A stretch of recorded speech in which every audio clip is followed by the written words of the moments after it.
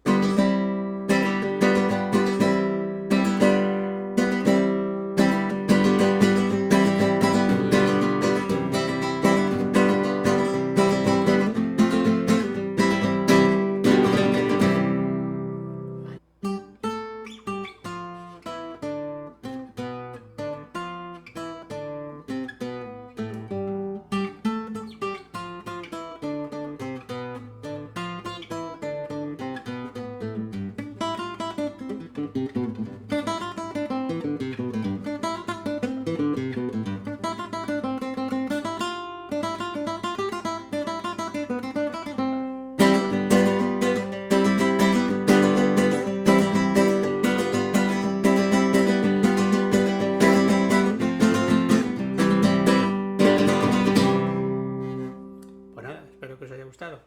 Hasta otro vídeo.